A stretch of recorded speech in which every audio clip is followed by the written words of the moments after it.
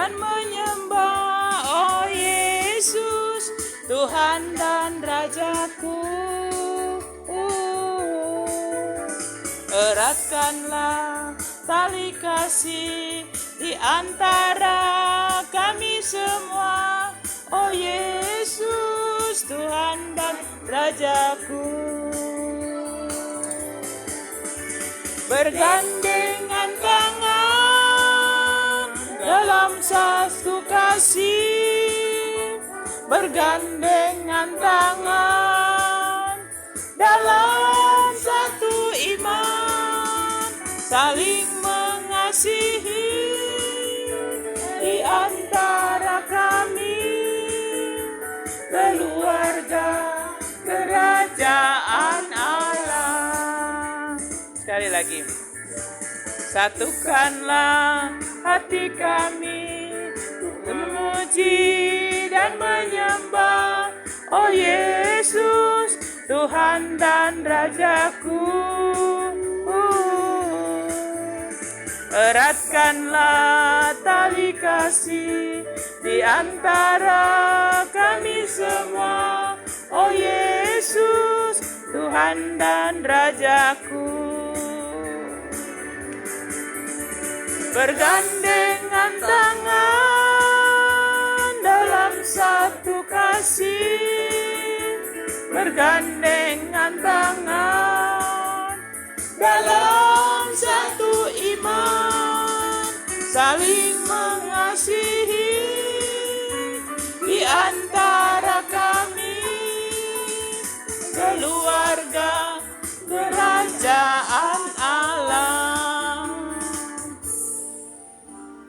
Puji Tuhan, malam ini kembali kita lanjutkan persekutuan doa Tenaga Medis Kristen Misionaris di Manado pada bulan Oktober ini, dan di hari Selasa tanggal 14 Oktober ya. Kita berkumpul lagi seperti Tuhan Yesus katakan, sekalipun hanya 2-3 orang, dimanapun 2-3 orang berada, Tuhan Yesus tetap hadir. Mungkin ada kursi-kursi sini banyak kosong, tapi kami percaya itu diduduki oleh malaikat-malaikat dan Tuhan Yesus hadir di tempat ini. Kita menyanyi lagi yang nomor 5, warna hijau, berseru pada Yesus.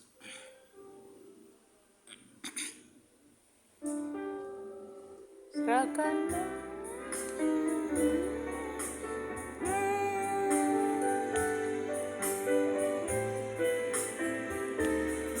serahkanlah hidupmu padanya, serahkanlah seluruh persoalanmu,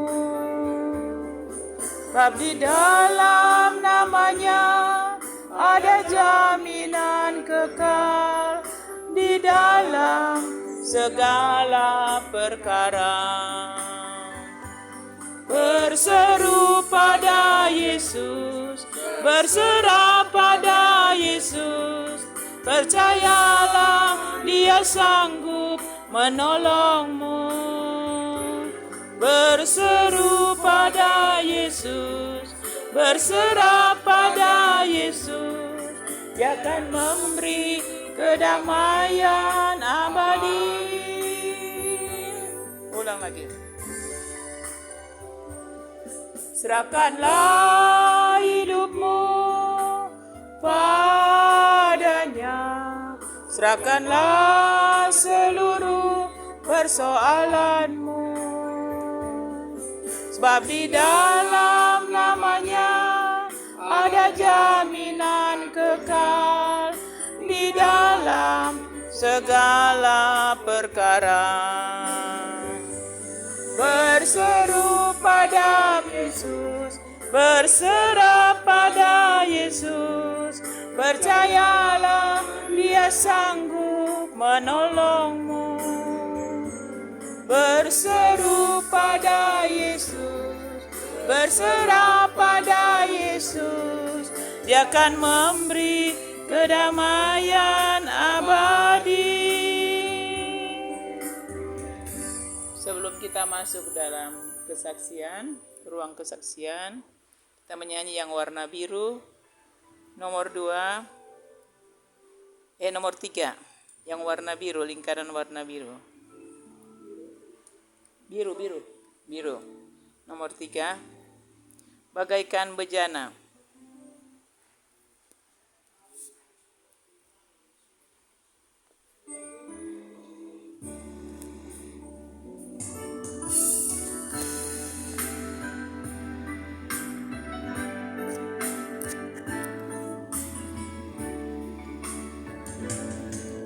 Bagaikan bejana siap dibentuk, demikian hidupku di tanganmu. Bentuk urapan kuasa rohmu, ku dibaharui selalu.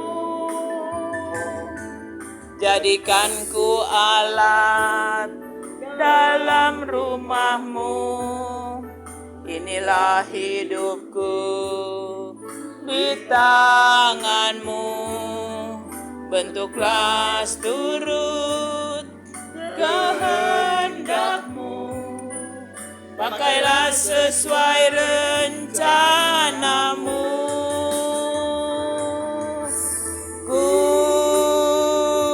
Sepertimu Yesus, disempurnakan selalu dalam segenap jalanku, memuliakan namamu.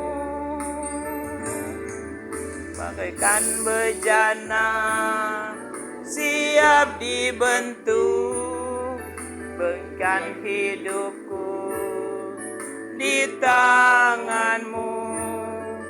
Dengan urapan kuasa rohmu, ku dibaharui selalu. Jadikan ku alat dalam rumahmu, inilah hidupku di tanganmu. Bentuklah turut kehendakmu, pakailah sesuai rencanamu. Ku mau sepertimu Yesus, disempurnakan selalu dalam segenap jalanku, memuliakan namamu.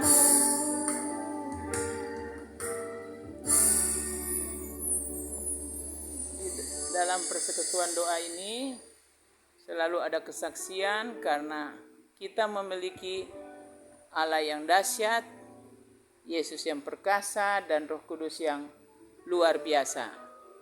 Jadi pasti ada banyak hal-hal pengalaman kita, intimasi with God, bagaimana Tuhan tidak pernah meninggalkan kita, baik suka, bahkan di tengah-tengah himpitan dan tekanan. Jadi ada ruang kesaksian bagi yang mau menceritakan bagaimana hebatnya Tuhan dalam hidupnya. Saya beri kesempatan.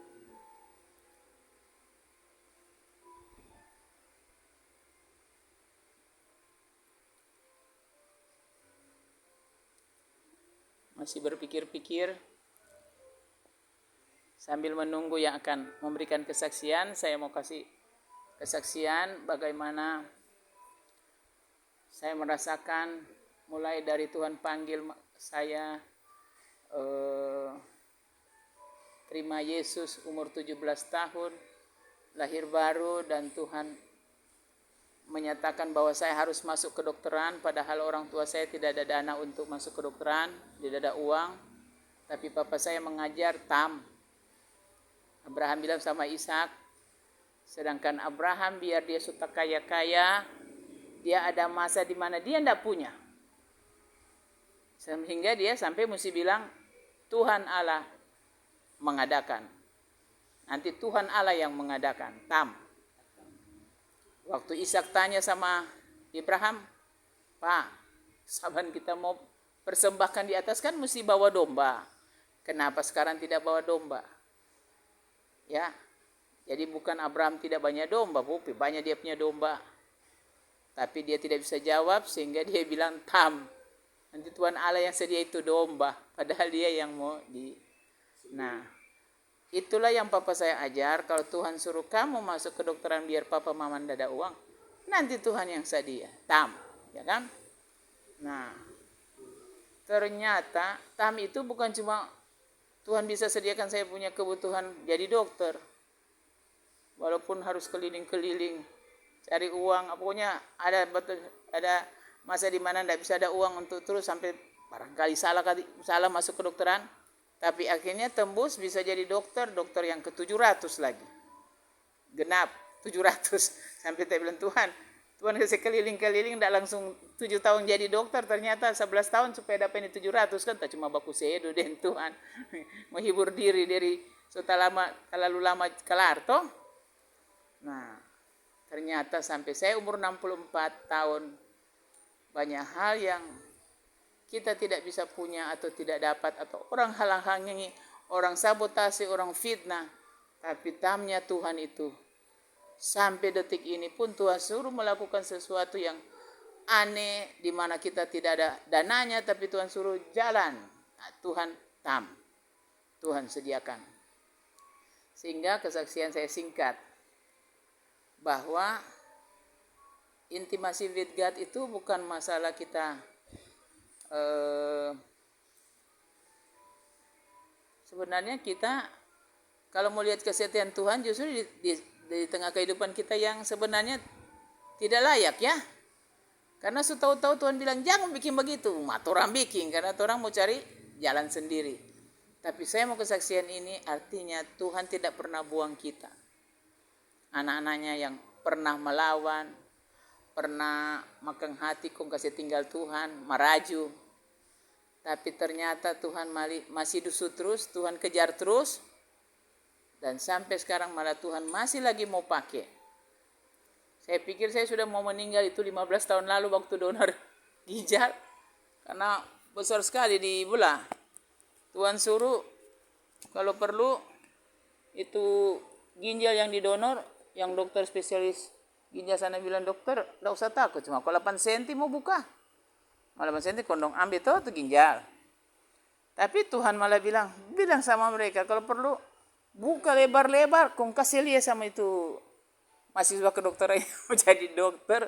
Jadi kita sudah jadi kadaver hidup. Biasa orang praktekkan mayat. Dan ternyata operasi yang paling susah itu setengah badan ini dibuka. Jadi mereka bisa lihat semua saya punya ginjal, jantung, apa semua usus dikasih keluar itu. Dan mereka tahu pasti saya meninggal. Tapi sekarang sudah 15 tahun pasca mendonorkan ginjal tetap sehat. Jadi saya baku sedo dengan Tuhan sesama dengan Iski akang sudah tambah 15 tahun. Nah, saya bilang apakah Tuhan sudah mau panggil atau masih mau terlanjut? Tapi semoga bisa sampai 120 tahun seperti Musa. Nah, jadi yang saya cuma mau garis benang merah di sini. Kasih setia Tuhan. Kalau dia sudah panggil kita dengan kita punya keterbatasan, kita punya kekurangan, kita punya pamalawang, kumabal, lari kasih. Saya pernah lari kasih tinggal Tuhan. Saya bilang Tuhan, tidak adil. Masa mereka bikin begini sama saya? Ya. Jadi saya bilang mulai saat ini Tuhan, saya tidak mau masuk gereja, tidak mau melayani, tidak mau menginjil. Kita putus hubungan. Saya marah sekali sama Tuhan waktu itu. Tapi kasih setia Tuhan dia kejar sama saya. Waktu kita konsultan Depkes, masih nama Depkes waktu itu, dipanggil oleh bantuan USAID Amerika, kita dipanggil untuk ada proyek di Surabaya. Jadi kita nginapnya di hotel Surabaya, tapi pergi turun-turun ke kabupaten, ke Blitar, bukan Blitar, apa itu yang yang di Jawa Timur sana. Tapi Sidoarjo. Tapi hotelnya di Surabaya. Jadi pergi pulang. Saya bilang, kaya sekali mereka ya. Hotel bintang 5. Terus saya pada marahan dengan Tuhan. Saya sudah mau menyanyi, pokoknya sudah bikin itu pelayanan apa semua.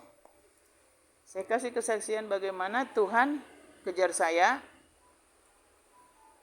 Saya dengan ibu dokter konsultan kita yang dilatih oleh Depkes.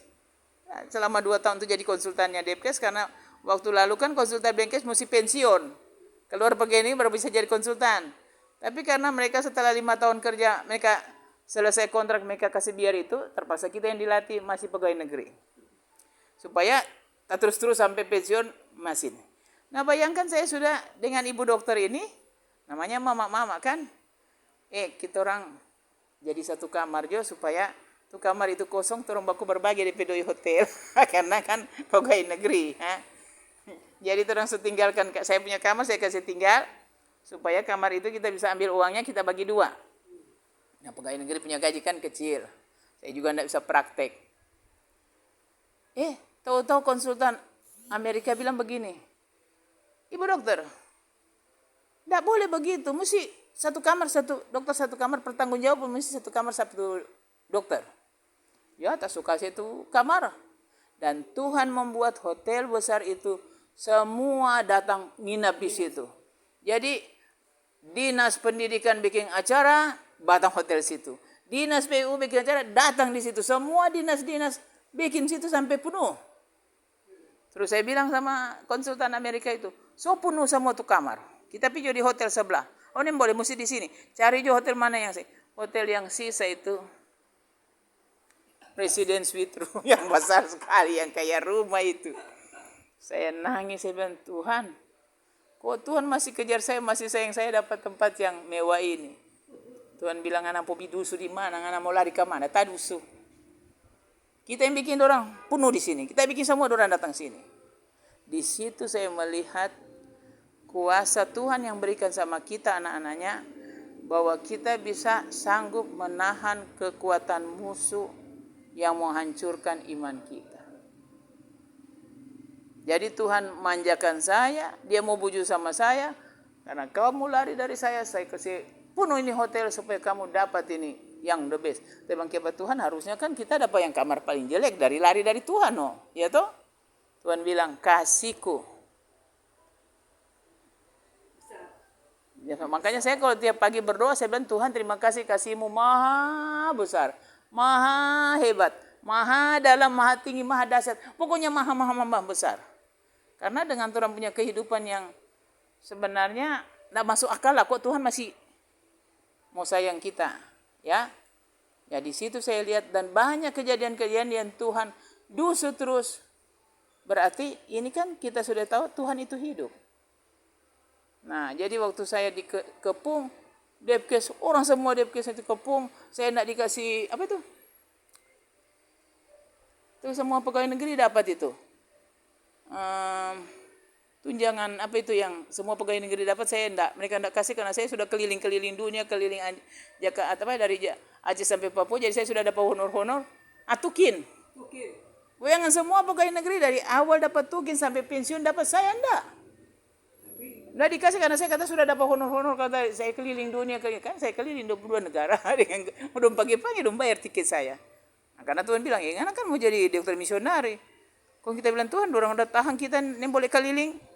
Kalau Tuhan bilang tenang. Waktu pindah Depkes, ditarik Depkes, orang tidak kasih saya keliling karena mereka itu dokter kalau dia keliling dia semua Injil sama tuh dinas kesehatan, rumah sakit, di mana dia baca, dia mesti baca Injil itu, DP Injil itu. Kita bilang, kepung ini tangkap apa kita dah. Nah, tapi saya kan Tuhan berikan hikmat. Kalau menginjil jangan bilang, ini Islam mesti percaya Tuhan Yesus. Enggak. Saya cuma bilang, saya belajar itu ayat-ayatnya Muslim toh. Saya bilang, Pak Haji, kasih kemari itu ayat-ayat Islam toh. Ya kalau saya mengajar Rensra, rencana strategi di dinas kesehatan, di rumah sakit, kinerja atau remunerasi atau apapun saya dipanggil-panggil melatih dinas kesehatan. Seperti sama dokter dulu waktu dokter di dinas kesehatan provinsi kan. Nah dokter Grace kan pernah saya latih di dinas kesehatan provinsi itu, masih dokter Tilar kan, kepala dinas. Dokter Grace, itu Rensra yang saya latih di provinsi, Dinas Kesehatan Provinsi yang masih kepalanya Dokter Tilaar. Dia panggil semua mantan kepala dinas provinsi, Dokter Swentan Dayu, Ibu Tina, yang teman-teman ini. Kok kasih kita jelaskan itu rencana strategik yang bisa terbukti strategiknya.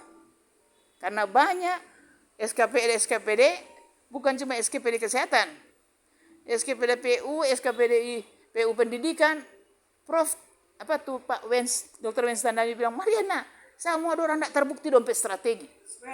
Yo Pak Swen, dia bawa kita mau pergi gubernur toh, Tandayu, Sarundayang.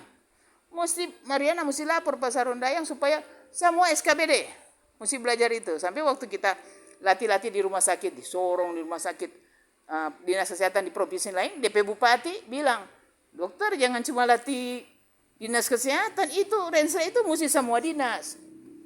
Kenapa? Karena Bupati Lia waktu di Musrembangda, waktu kita ajarin mereka bikin Rensra itu ketua DPRD dan ketua Bapeda nggak bisa coret mereka punya usulan. Karena waktu dikasih Rensra itu dikasih pajang di Musrembangda, di situ langsung tokoh agama, tokoh masyarakat, semua kan ada jaksa, ada hakim. Wih, kalau begitu kalau ada KLB di kampung ini, di kecamatan ini, di kabupaten ini, jangan dusu tuh kepala dinas kesehatan dengan kepala rumah sakit, dusu tuh ketua DPRD kata Pak Bapeda, karena dorang coret sampai terjadi KLB ini. Wah, makanya dorang karena dompet Rensra itu jadi dorang nenek dicoret-coret, jadi dorang tambah 1M, 2M. Makanya jangan heran kenapa dorang panggil saya Depkes Pusat marah. Kalau undang konsultan dari Depkes jangan panggil Dokter Mariana. Bilang aja konsultan Depkes nanti orang kirim. Kalau orang bilang, mau kirim orang lain tuh enggak bayar DP tiket. Karena dokter perlu dana. Kan banyak kabupaten mekar. Kota mekar. Enggak ada uang tuh. Dia bilang, ada DP gaco. Nah, Rensra itu yang terbukti strateginya, NGO mau dorang danai. Jadi tidak perlu pakai APBN, tidak perlu pakai APD itu. Nah, jadi rompanya dari Aceh, dari Papua. Akhirnya kita keliling. Tapi mantap Tuhan, dokter misionari dibayarin tiketnya. Itu dokter Yandi bilang, nah sekali ngana ini. Keliling-keliling, kok pakai napedoi. Makanya melamar jadi dokter misionari. Di pemerintah punya kantor. Nah, kan saya Tuhan suruh masuk Depkes. Nah, jadi di sini saya lihat, ya, Tuhan bilang, kalau ngana menginjil pakai otak lah. Jadi belajar tuh ayat Buddha, belajar ayat Muslim. Jadi semua orang kumpul. Nah, kalau Kristen, belajar itu Yohanes 3 ayat 16. Belajar itu setia, mesti percaya Yesus ayat ini. Dong kan dapat kumpul sama-sama. Kalau Muslim, nah ini. Kalau Yohanes 3 ayat 16, barang siapa percaya kepada Tuhan Yesus tidak binasa. Kalau Muslim punya ayat Al-Baqarah ayat 195. Jangan biarkan dirimu binasa. Tuh? Nah, Tuhan bilang, apa DP hubungan ini ayat ini Muslim dengan Kristen? Tuhan Yesus bilang begini, jangan pikir. Dorang kan tidak mau binasa. Jadi kalau dorang sembahyang, kalau dorangnya tidak jelas, mau binasa atau tidak? Kau membandingkan. Yang Kristen, so pasti itu Yesus masuk tidak binasa. Kenapa orang mau percaya yang tidak jelas? Nah, sama dengan di Aceh waktu Tuhan suruh kasih keliling belasan kabupaten sampai di PD, di GAM punya, mau masuk di PD yang markas GAM itu tengah malam dembes, tak pakai sarung, pakai jilbab. Tapi kita bilang Tuhan, kan Tuhan ini mulai bilang Yesus di Aceh. Tuhan Yesus bilang begini, kalau dorang tanya, kenapa ngana datang nekat mau bertarung nyawa di sini tolong 4 orang? Toh? Bilang jo, kita Tuhan Yesus suruh pak kita. Kok apa DP hubungan Tuhan kalau kita bilang pada orang begitu? Ya supaya kalau berdoa, ya berdoanya ada jawaban. Ya dokter Mariana kalau berdoa langsung Tuhan jawab. Atau berdoa aja pada Tuhan Yesus. Jadi ada Rensra penginjilan yang Tuhan bilang sama saya, jangan sampai orang Aceh ngana so di surga kok orang saya bilang, dokter Mariana, orang anda panggil Pak Dokter, kasih pelatihan pada orang, kong Pak Dokter di atas, kong orang di bawah. Kalau nyana bilang pada orang toh, bagaimana di atas toh? So bilang. Begitu juga orang Muslim di NTB sana, kan paling banyak Muslim. Jadi di mana kita pergi, taso pergi. Jadi jangan protes kalau kita di surga, kau ini masih sapa suruh ini nak dengar. Nah, karena dokter ternyata semua orang datang 4 orang.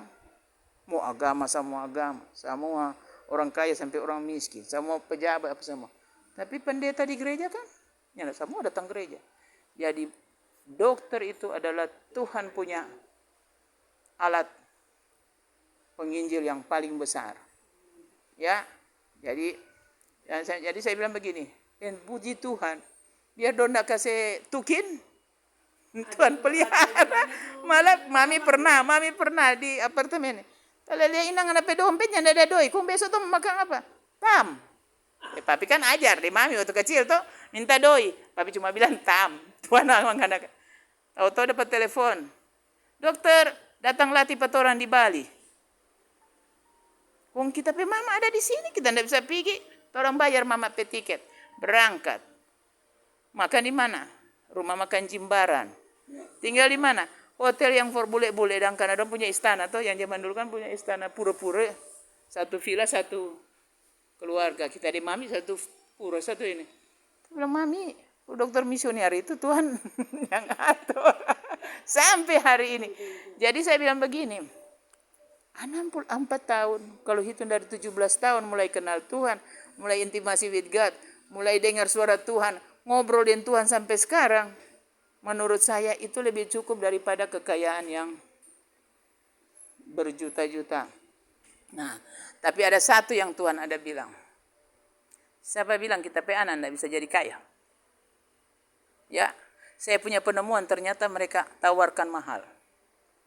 Belasan tahun lalu di Depkes, penemuan saya yang saya bikin database Historical Analysis Causing of Disease. Saya presentasi itu belum selesai, tapi mereka mau beli Depkes, orang pejabat Depkes mau beli, tapi orang AT kan itu pakai IT, tapi kita yang steer dia punya itu kita pe otak. Orang IT ikut DP aplikasi, dia tidak bisa tahu ini mau rujuk ke siapa, ini mau rujuk ke dokter siapa, spesies mana. Kan masih pakai tapi otak, bukan IT-nya.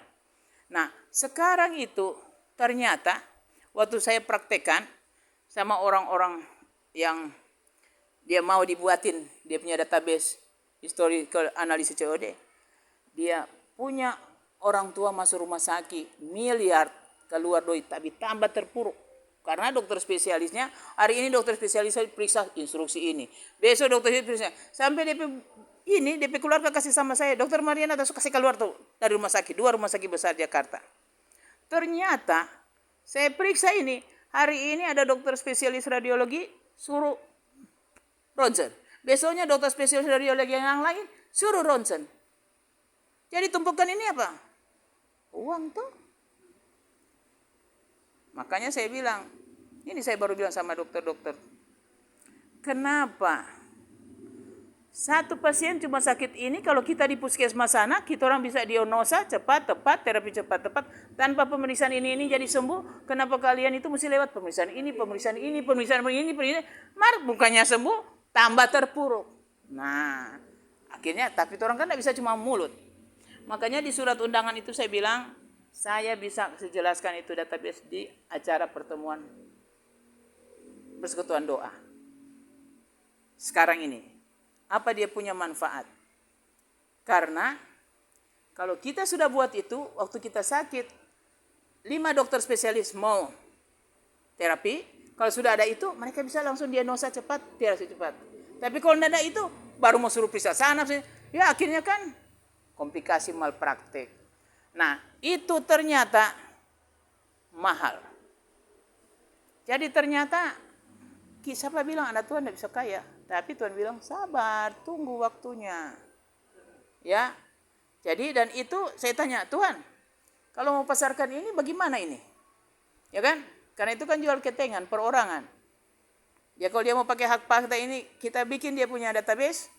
Jadi kalau ini Bapak sendiri toh, bikin dia punya selama 10 tahun. Untuk dia perlu dokter 7 dokter spesialis periksa dia, jadi sebelum dokter spesialis kita bikinin DP COD penyebab penyakit kung kasih sama mereka toh. Nah, dokter itu Tuhan bilang jangan pakai dolar, pakai rupiah, karena rupiah ini jatuh. Jual dengan rupiah supaya naik tuh rupiah kan, naik rupiahnya. Dan ada yang sudah setuju, dia sanggup bayar 1 miliar untuk dia pakai 10 tahun. Itu satu orang.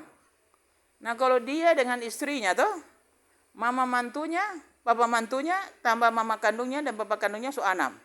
Tambah 2 anaknya dengan anak mantu 2. 10 tuh bisa dapat berapa?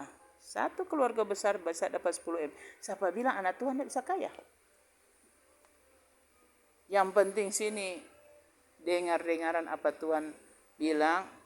Kalau orang belum dapat berkat besar, biar dia orang bapinjang, orang seseret orang bapinjang. Yang penting jangan melanggar Tuhan punya jalan sama kita. Mau cepat-cepat jadi kaya, kasih tinggal Tuhan, akhirnya jadi pongo. Yang tidak dengar suara Tuhan. Karena Tuhan bilang, yang paling berbahagia di dunia ini adalah orang yang mendengar firman Tuhan dan laksanakan. Tapi ada Tuhan ada bilang, ada lagi lebih dari itu yang paling bagus. Apa Tuhan? Kalau kita pakai. Artinya, ada banyak pendeta, ada banyak dokter, kaya-kaya.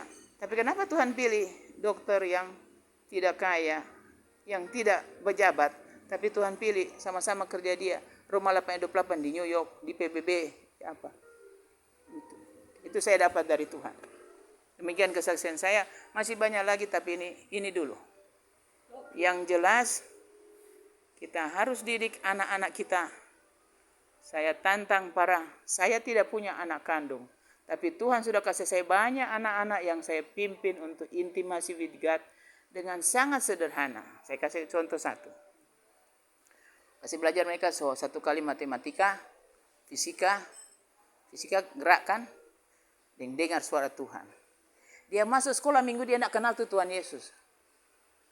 Tapi waktu kita bimbing dia, mari pergi di taman. For dia tahu Tuhan ada kan? Nah dek, ambil tuh handphone, daripada DP handphone cuma YouTube tidak karu-karuan. Nah bagaimana kita bikin dia handphone intimasi with God. Dia bilang, ini orang pergi di bunga, ini bunga tidak ada angin toh, tidak ada angin. Orang berdoa minta Tuhan kirim angin. Konturan syuting, berapa lama dia bergerak itu bunga? Daun, syuting. Nah, orang saya kasih ajar, 1 menit 60 detik, 1 jam 60 menit. Nah, kasih kali. Kalau 15 menit kali 60 berapa? Nah, jadi dia belajar matematika, dia belajar gerak ilmu gerak fisika, dan ada satu yang akhirnya dia kenal Tuhan. Aduh, ternyata Tuhan ada. Tuhan dengar kita bilang, Tuhan kirim angin. Dia langsung kirim angin. Nah, ini yang dia bisa kenal Tuhan. Jadi di dalam kehidupan anak ini bukan hanya cerita sekolah minggu, tapi bawalah di dunia yang dia bisa tertarik. Nah, dia bisa seperti Nuh dan yang dipakai Tuhan. Ya, jadi inilah singkat kesaksian saya. Yang jelas kita dokter Tuhan pakai bisa jama 3. Roh, jiwa, tubuh, pasien. Pendeta cuma jiwa dengan roh, tidak bisa tubuh. Jadi rugi seperti Prof bilang, rugi kalau sampai masuk neraka. Nah kalau saya bilang bukan cuma rugi masuk neraka, rugi kalau tidak dipakai Tuhan. Biar dia khotbah, kalau dia tidak dengar suara Tuhan, Tuhan bilang dia khotbah tapi dia tidak dengar suaraku untuk membicarakan apa kita mau.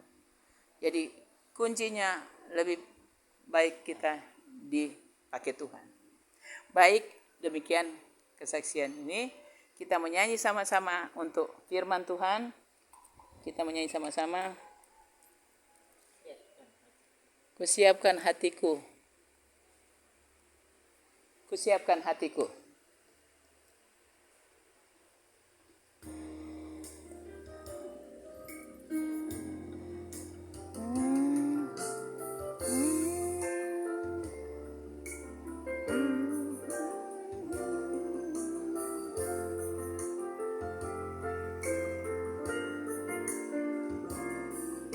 Kusiapkan hatiku Tuhan, ini firman-Mu saat ini.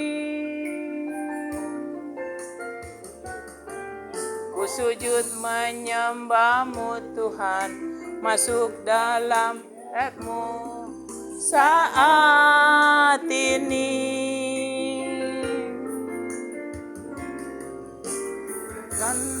Harapan-Mu Tuhan bagi maat-Mu saat ini. Ku siapkan hatiku Tuhan untuk dengar firman-Mu.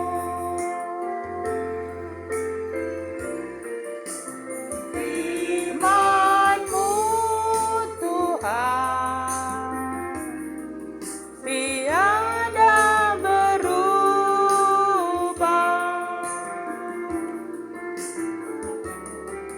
Dahulu, sekarang, selama-lamanya tiada berubah. Firman-Mu Tuhan, penolong hidupku. Ku siapkan hatiku Tuhan untuk dengar firman-Mu. Kita satu dalam doa untuk masuk dalam firman Tuhan yang akan dibawakan oleh Profesor Dr. Jimmy Posangi. Mari kita satu dalam doa. Ya Tuhan Bapa kami dalam surga, terima kasih Tuhan kalau pada malam ini kembali Engkau hadir bersama-sama kami di sini, bercengkrama dengan kami sini untuk berdiskusi, mengenang, bukan hanya mengenang tapi mengingat bagaimana jalan-jalan-Mu kepada kami semua selama kami hidup sampai kami usia sekarang ini. Begitu banyak hal-hal yang tidak masuk akal di luar akal manusia, tapi kami bisa melihat terlalu banyak tangan-tangan-Mu mengatur hidup kami sehingga kami bisa merasakan ternyata memang Tuhan itu ada. Tuhan Yesus itu ada, Bapa di surga ada, Roh Kudus ada, sehingga kami merasa beruntung, kami bisa hidup sampai saat ini, kami bisa mempunyai arti hidup yang luar biasa, sehingga kalau kami Engkau panggil untuk masuk surga, kami sudah yakin bahwa memang Engkau tidak pernah mau meninggalkan kami, Engkau tidak mau meninggalkan kami untuk ditarik setan untuk masuk neraka. Terima kasih Tuhan, dan sekarang kami akan mau dengar firman-Mu lagi, mau belajar firman-Mu Tuhan, karena tanpa belajar firman-Mu kami bisa sesat. Oleh sebab itu terima kasih Engkau beri kami waktu malam ini untuk belajar firman-Mu dari Profesor Dr. Jimmy Posangi. Engkau urapi Prof. Dr. Jimmy, Engkau dengan Roh Kudus-Mu yang luar biasa Engkau pakai Prof untuk memberitakan firman-Mu, mengajar firman-Mu, dan melatih kami semua untuk bagaimana kami bisa tetap kokoh, kuat iman, mengiring Engkau sampai ke surga. Makasih Tuhan, kami mohon ampun dosa kami, sucikan kami, dalam nama Yesus kami sudah berdoa. Amin. Silakan. Oke, baik. Siapa kita nama? Andre. Waduh, jago sekali Andre main. Iya. Luar biasa. Terima kasih banyak ya. Baik, saya topik malam hari ini saya sudah intro tadi. Bagaimana menerima Roh Kudus?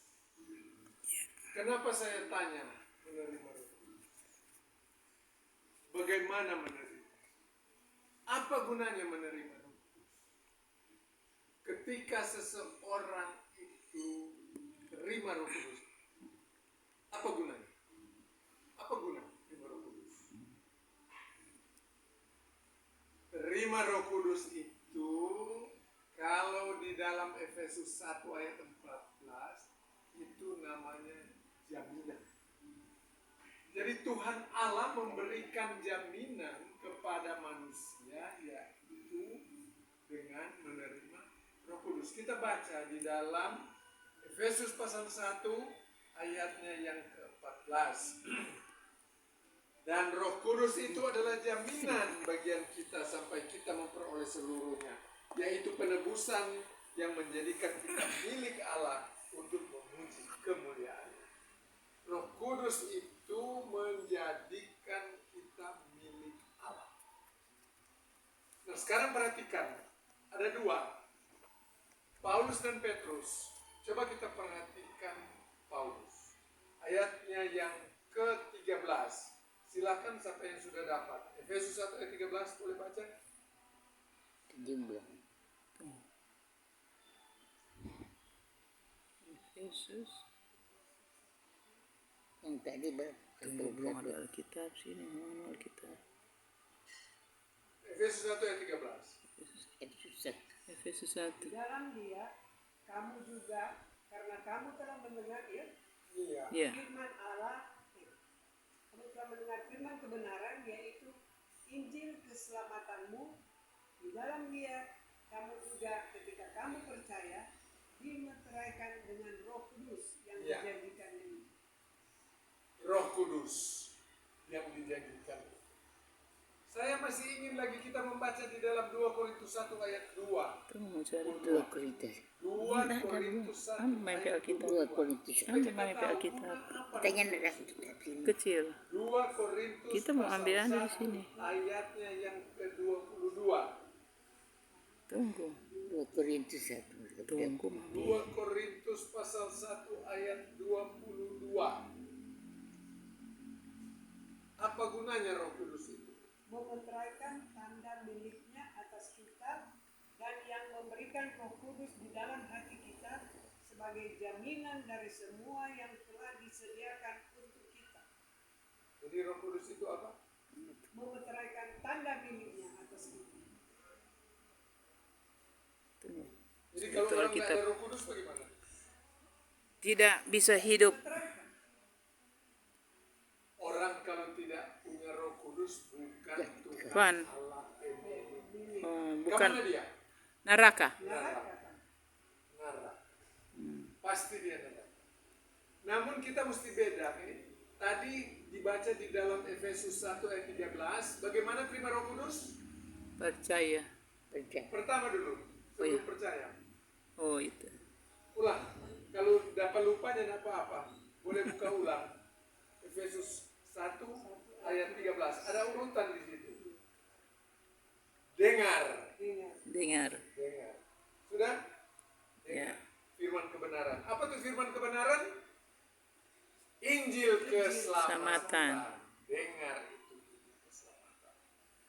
Sesudah dengar apa? 1 Petrus. Kita mau cari Percaya. Alkitab. Jadi tahapannya dengar, Percaya. percaya. Meterai Roh Kudus. Ini ada lain-lain. Cuma dengar. Nah sekarang pertanyaan, apa tuh Injil keselamatan? Injil keselamatan. Injil keselamatan itu apa? 1 Korintus 15 ayat 3 dan ayat 4. Atau mulai dari ayat 1 sampai ayat 4 supaya lebih jelas. 1 Korintus pasal 15. Apa tuh Injil keselamatan? Injil keselamatan. 1 Korintus pasal 15 ayat 1 sampai 4. Mana itu dia? Mau Sudah cari apa? Alkitab. 1 Korintus Nak 15 buka di ayat Alkitab. 1 sampai 4. Ayat 1 Nak sampai buka di 4. Alkitab. Apa tuh Injil keselamatan? Baca. Itu nih Jod. Nggak bisa ada video. 1 Korintus 15 ayat 1 sampai 4. Ya, dan sekarang saudara-saudara, aku mau mengingatkan kamu kepada Injil yang Nggak aku minta berikan kepadamu, dan yang kamu terima dan yang di dalamnya kamu teguh berdiri. Oleh Injil itu kamu diselamatkan. Jadi Injil itu yang backing orang masuk surga. Injil itu yang backing orang masuk surga. Amin. Asal, Amin. asal. Ada asal di situ. Apa DP asal? Kamu teguh berpegang padanya seperti yang telah kuberitakan kepadamu, kecuali kalau kamu sia-sia saja menjadi percaya. pegang pada Yesus. Ayat 3. Cuma satu kali dalam Alkitab kata ini. Tidak pernah ada 2 kali. Sebab yang sangat penting. Penting. Apa tuh yang sangat penting?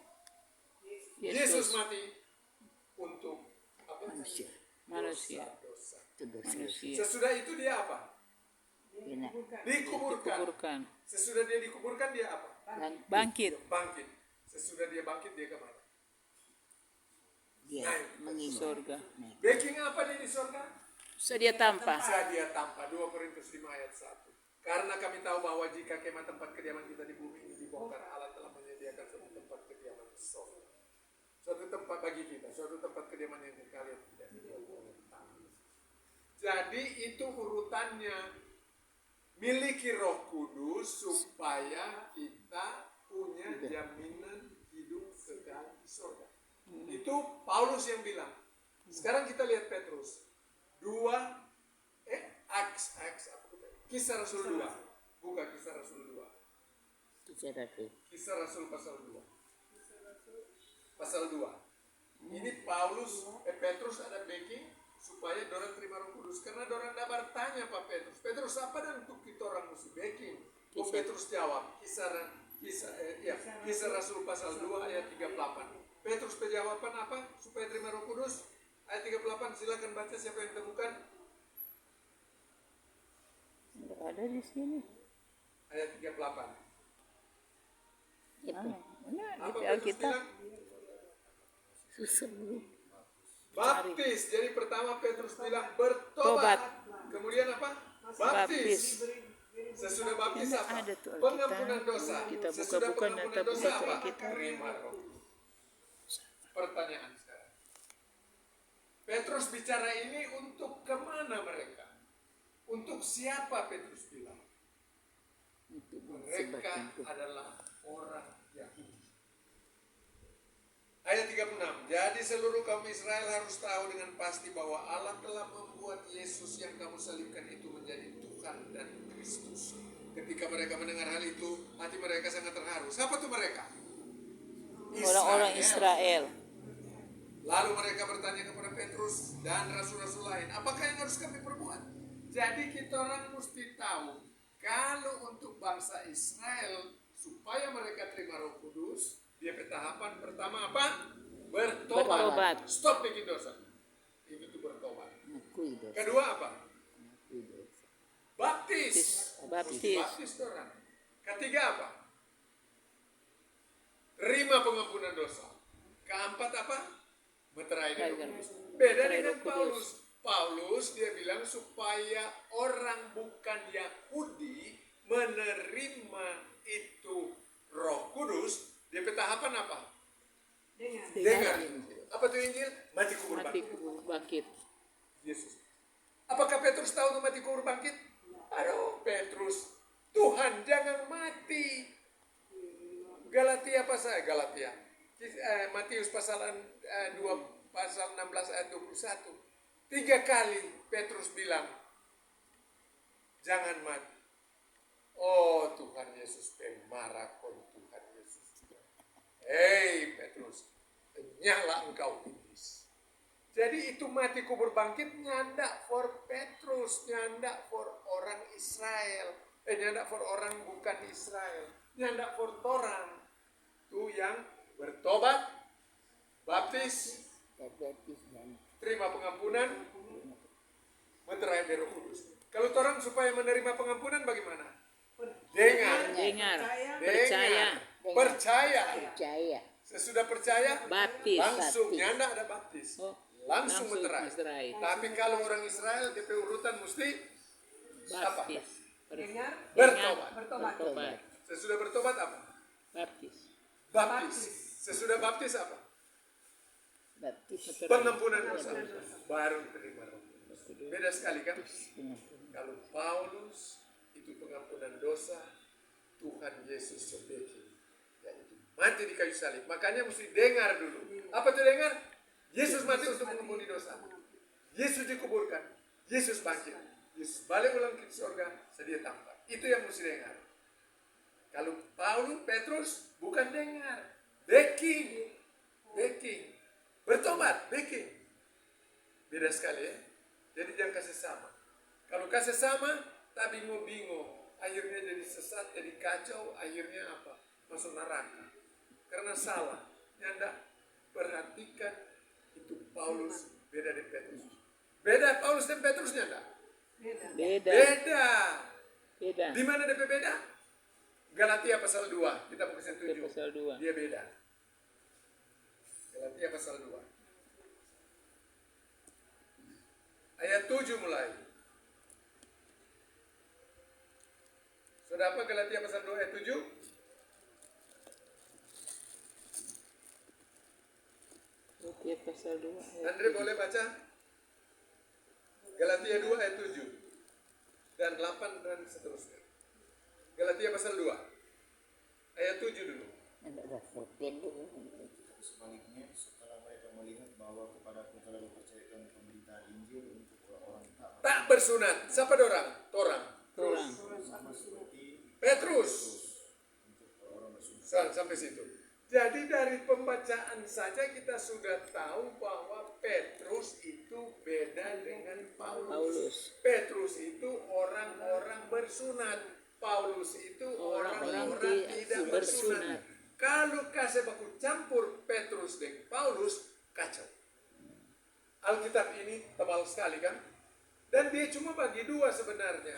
Orang bilang perjanjian lama perjanjian baru. Iya begitu. Tapi saya sudah pelajari. Ternyata Alkitab dia bagi dua untuk orang Yahudi dan orang bukan Yahudi. Bahasa Inggris bagus kan. To dan for. Arti dari for pelajaran. Arti dari to ditaati. Nah, saudara dan saya menaati apa? Apa yang Paulus bilang. Mulai dari mid-Acts, pertengahan Kisah Rasul, pasal 13 mulai. Roma sampai Filemon. Cuma 13 kita. Cuma 5% dari Alkitab. Yang sisa itu untuk Israel. Itu untuk kita pelajari. Bagaimana kita tahu Adam dan Hawa itu dibuat dari tanah dan rusuk. Kalau kita tidak baca kitab Kejadian. Bagaimana kita tahu umur Adam 930. Bagaimana kita tahu Metusala yang paling panjang kalau kita tidak baca. Jadi itu pelajaran. Tapi untuk kita taati, kita mesti taati apa yang Paulus bilang. Pengharapan juga berbeda. Ada orang bilang bahwa pengharapan kita itu sama-sama masuk Yerusalem baru. Tidak, yang masuk Yerusalem baru yaitu Petrus dan 12 murid serta bangsa Israel. Yang masuk surga yaitu bangsa Israel yang sekarang percaya, orang bukan Yahudi yang percaya, itu yang masuk surga. Makanya Filipi 3 ayat 20 baca. Filipi 3 ayat 20. Ayat 20. Filipi 3 ayat 20 baca. Ayat 20. Kewargaan negara kita adalah di dalam surga. Kalau bangsa Israel kewargaan mereka di mana? Yerusalem. Supaya mengerti kita kasih baca Petrus surat 2 Petrus pasal 3 ayat 13. Ini Petrus ada bilang 2 Petrus 3 ayatnya yang ke-13. Di mana dorang? Nanti baca Wahyu 21 kalau cocok. 2 Petrus 3 ayat 21. 2 Petrus 3 ayat 13. Kemana? Apa yang Petrus ada tunggu? Yerusalem baru. Bumi Wahyu baru. pasal 21 boleh lihat. Bumi baru. Karena Yerusalem bumi baru. ini hilang lenyap. Habis. Dan itu Petrus bilang lebih dulu di dalam 2 Petrus pasal 3 ayat 10. Tetapi hari Tuhan akan tiba seperti pencuri. Pada hari itu langit dan akan lenyap. Dan gemuruh yang dahsyat dan unsur-unsur dunia akan hangus dalam nyala api, dan bumi segala di atasnya hilang lenyap. Tapi ayat 13, sesuai dengan janjinya kita menantikan langit yang baru dan bumi yang baru di mana terdapat kebenaran. Sekarang, tadi warga negara kita di mana? Surga. Ini Petrus bilang di mana? Di bumi. Bedanya enggak? Beda. Jangan kasih campur. Teks ini jelas sekali bahwa orang Israel pergi di bumi baru, langit baru. Orang bukan Israel pergi di mana? sorga. Filipi 3 ayat 20. Dan Petrus akui itu. Coba buka ayat 15 dan 16 dari 2 Petrus pasal 3. 2 Petrus pasal 3 ayat 15 dan 16. Boleh baca? Dia akui Pak Paulus. Coba baca.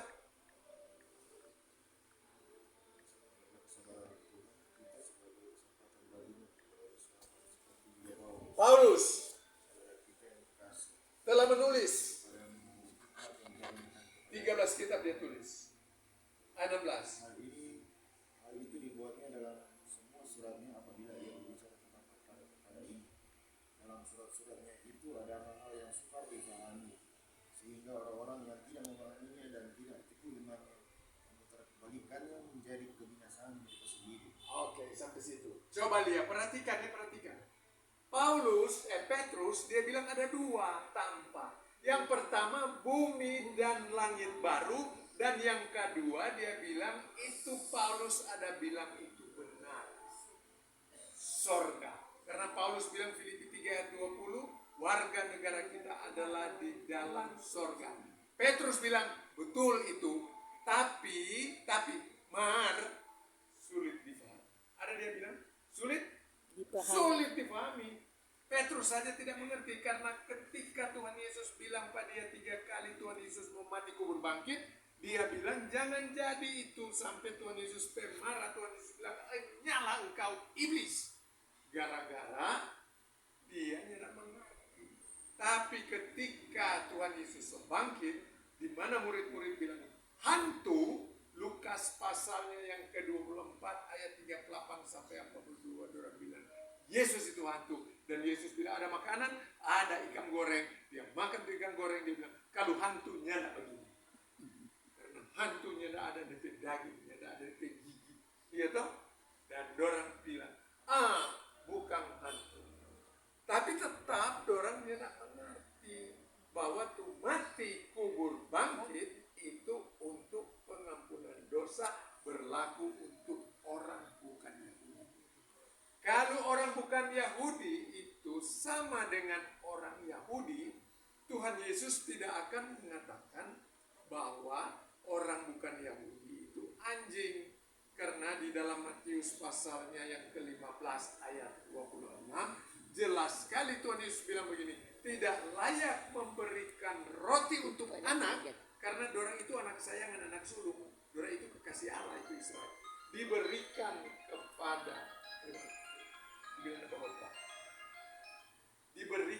kepada anjing. Jelas sekali di situ. Jelas sekali bahwa itu orang bukan Yahudi, dorang anggap itu anjing. Bukan. Tuhan Yesus yang bilang. Matius pasal 15 ayat 20. Jadi beda sekali. Kita harus bedakan. Alkitab saja membedakan. Petrus rasul untuk orang bersunat. Paulus rasul untuk orang tidak bersunat. Galatia 2 ayat 7 sudah dibacakan. Pengharapan orang bukan Israel, pengharapannya sorga. Orang Israel pengharapannya Yerusalem baru, bumi baru, langit baru. Jelas sekali Alkitab. Makanya kalau begini kita, Yohanes 3 ayat 16, karena begitu besar kasih Allah akan dunia ini sehingga dia menurunkan anak tunggal supaya setiap orang yang percaya kepadanya tidak binasa melainkan beroleh hidup. Itu for Israel. Kalau for orang supaya orang masuk surga, 1 Korintus pasal 15 ayat 3 dan ayat 4. Sebab yang sangat penting. Dengar itu, dengar. Sebab yang sangat. Apa itu yang sangat penting? Ada 3. Yesus mati, Yesus kubur, Yesus bangkit. Jelas sekali Efesus 1 ayat 13 beda dengan Kisah 2 ayat 38. Dalam Roma 15 ayat 4 saya suka baca.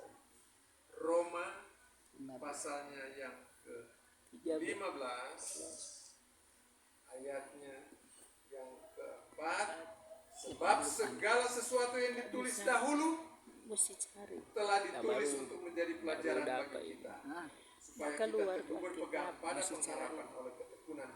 Jadi yang dulu-dulu itu ditulis untuk menjadi pelajaran. Bahasa Inggris for us. Tapi tulisan dari Paulus itu to us. Untuk kita taati. Jadi kalau kita mau menaati yang ditulis dulu, jadi bingung. Saya ambil contoh. Semua di sini kalau dulu. Sekarang sedang berdosa saudara. Sementara berdosa. Coba buka. Imamat 19 ayat 19. Karena hukum Taurat ada 613 aturan di kitab Imamat semua itu. Coba buka. Baca Imamat 19 ayat 19. Kita mau bilang, semua orang lagi berdosa. Dari siapa orang berdosa? Buka dan baca Imamat 19 ayat 19. Membuktikan saudara dan saya sedang berdosa. Ambil kamu. Sudah apa? Imamat 19 ayat 19. Andre boleh baca nih. Kamu harus berpegang kepada ketetapanku. Janganlah kawinkan dua jenis ternak dan janganlah berkawin dengan dua jenis benih. Dan janganlah pakai pakaian yang dibuat daripada dua jenis bahan. Betul. Andre dah pakai dua jenis bahan? Kitab Dua jenis bahan? Dua jenis bahan?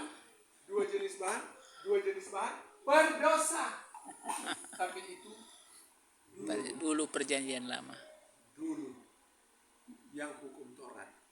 Orang soalnya nak pakai itu, makanya orang pakai mau tambah lagi itu dosa sudah juga. Belum itu makanan, aduh bukan macam. Oke, jadi begini, kita mau kunci ini. Kalau saudara beragama, jangan fanatik. Karena agama itu manusia yang bikin.